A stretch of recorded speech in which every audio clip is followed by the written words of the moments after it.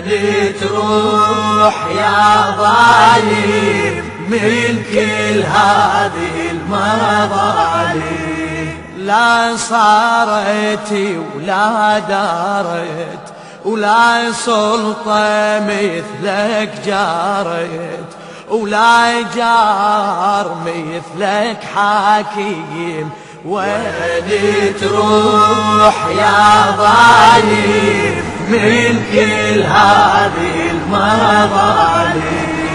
هذه نعم ان شاء الله انا فهمت. هسه اوضحها. الدفاع عن النفس امام هؤلاء المجرمين. هل الله يشتفنا احنا مثل ما مشتفيننا بعضهم يولا؟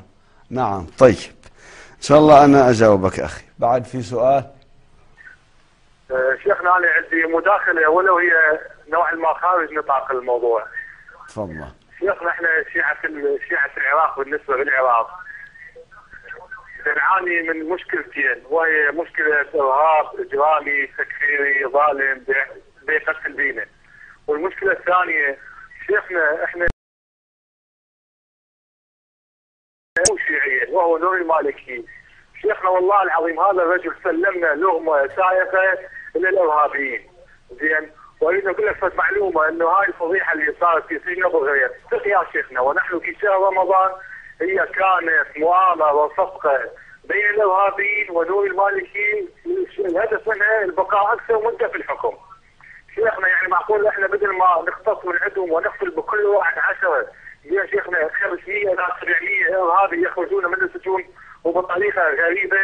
شيخنا انا من خلال قناه الولايه احمل الشخصيات العلمائيه المرجعيات الدينيه ان ينتبهوا لخطر هذا المدعو الذي اسمه نور المالكي. هذا اذا بقى بالعراق يا شيخنا فان الشيعه يتحولون الى اقليه، لانه شخص ليس له ثوابت دينيه وضرب المرجعيات الدينيه بعرض الحائط. شيخنا تصور انه اخر لقاء صحفي يقول ان السيد علي الخامنئي كان يسمع موسيقى بيتهوفن وليس له اي ثوابت دينيه ويتعامل مع كل الشخصيات البعثيه والاجراميه.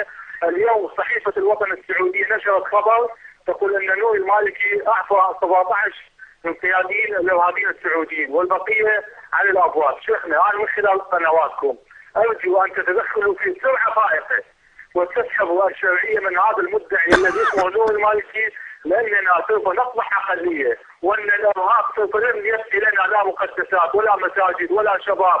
الرجاء ان تتدخلوا شيخنا، والسلام عليكم. عليكم السلام ورحمه الله. فعلا إن اسمحوا لنا نجاوب.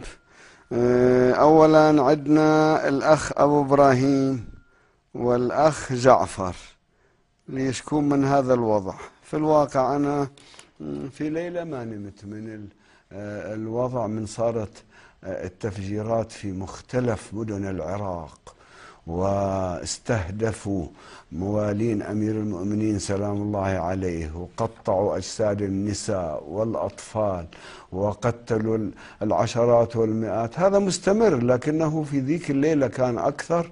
وهذا أي واحد عنده غيرة، مسلم عنده غيرة على المسلمين الأبرياء، يرى أن هؤلاء المجرمين باسم الدين يرتكبون هذا مع موالين أهل البيت سلام الله عليهم. نعم يا أخي الكريم، هذه قضية يعني معضلة، ليست مشكلة عادية. قضية الإرهاب إرهاب. أصل الإرهاب وراء السعودية إلى الآن، وراء الإرهاب السعودية التي تمولهم وتعطيهم شغلة بندر. الإرهاب شغلة بندر. هو حتى القاعدة والبعثيين والتفخيخ السيارات والقتل بالكواتم وكل استهداف للشيعة، لأن حضرة بندر رأي أنه لازم نرجع البعثيين، أنه حتى لو كان السنة 12% السنة العرب لازم هم يحكمون الأكراد. وقالوها بعضهم، قالوا كل عمرهم الأكراد عبيد لنا، كل عمرهم الشيعة عبيد لنا، فكيف صاروا يحكمون الآن؟ لازم نرجع منهم. هذه ذهنية بندر، ويساعد هؤلاء ويعملون بهذه الأساليب الوحشية لأجل سلب الاستقرار والتدمير، وإذا استطاعوا الإبادة ما عندهم مانع من الإبادة. يا إخواني الأعزاء، نعم المشكلة في واقعها هذه هي. يقولون ليست طائفية، صحيح الإرهاب ما عنده دين وما عنده طائفية، لكن يلبس ثوبا طائفيا.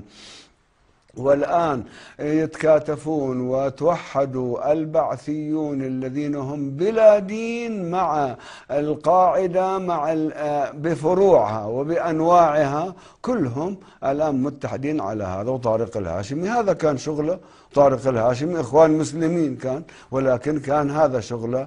الإخوان المسلمين المعتدلين، السنة المعتدلين، لما يجيك النجدي الخبيث اللي شارب حليب ابن تيمية وابن عبد الوهاب ينفخ عليه ويعطيه فلوس يطلع ذبح. هذه مع الأسف أن هؤلاء ضعاف النفوس من السنة يتحولون إلى أدوات لهؤلاء النجديين. الآن مصر منتفضة على الإخوان وعلى السلفية. ما يمكن أنه مصر احنا نريد الدعوة والدعاة يدزولنا من السعودية من هؤلاء الجهلة. مصر تدز الدعاة ومبلغين إلى العالم تريد يعلموهم الدين، هؤلاء الجهلة النجديين ما تقبل هذا. المهم إخواني الأعزاء، هذه المشكلة في العراق كيف تعالجها الحكومة؟ الحكومة يرأسها نور المالكي. نور المالكي معتقد بالقانون كأنه دين، كأنه دين. لعله ما ملتزم بالأحكام الشرعية بمقدار ما ملتزم بأحكام القانون، فهو في القانون حنبلي، وحنبلية القانونية هذه راح تطيره، تقضي عليه وتضرنا كثيرا. ما معنى هذه الحنبلية؟ وإذا أنت ملتزم بالقانون ما معنى العفو عن مجرمين من أجل السعودية، العفو عن فلان؟ إذا كيف هذا قانوني؟ يقول هذا أجازه القانون. القانون ليس دينا نزل.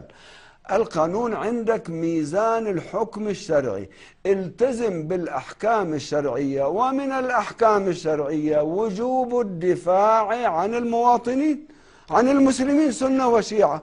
هم يدافعون عن أنفسهم، خلي كل هالمنطقة أنتم أعطوها إمكانات تدافع عن نفسها، وهي تعرف أنه ما تستهدف إلا المجرم. أنتم لو أنه في لواء الحلة، من هم المجرمون؟ معروفون كم واحد، شبكة مجرمين معروفين. لو أنه فسح المجال لناس من أهل الحلة هم يسوون قوة ضاربة من شبابهم ينظفون الحلة في 5 شهور، وهكذا كل بلد. أنا باعتقادي يجب أن يكون هناك طريق في القانون. القانون ليس آية منزلة ومقفلة وبعد ما يصير لها تشريع، يمكن لها تشريع.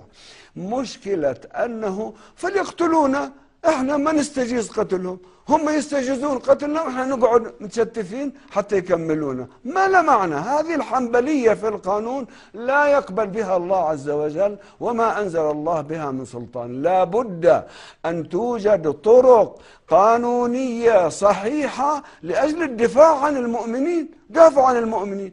عندما تكون عملية في ناصرية، عملية في الكوت، حينئذ تعرفون أنه يوجد بيت للقاعدة في الأعظمية. هذا البيت أفجر في الأعظمية، بيت القاعدة لمجرمين.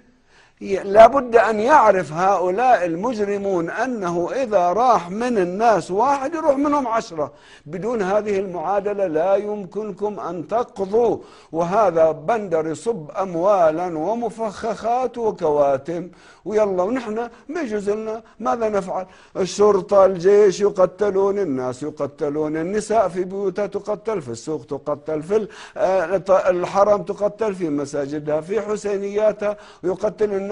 وتالي نحن الظالمين وهم المظلومون يبكون يلا اعطونا حقوقنا المظاهرات. محافظ، جئتم بمحافظ، محافظ سمعتوا هذا المحافظ من ديالى ويطالب الحكومة وهو كأنه ليس من الحكومة، عدو للحكومة. لازم كل طلبات المتظاهرين تلبى. طلبات المظاهرين يرجع صدام، هذا محافظ جئتم به لديالة يتكلم هذا الكلام، هذا قانون. صير حنبلي مع هذا المحافظ، طبق القانون. المحافظ يجب أن يتضامن مع الدولة. صير حنبلي طبق القانون على هذا المحافظ وغيره.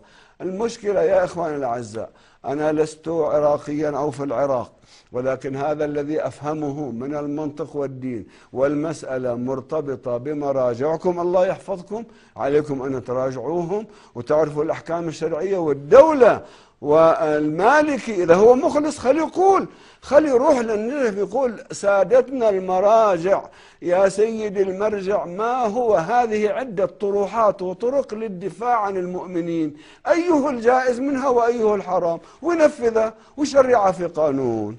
هذه خلاصة الأمر.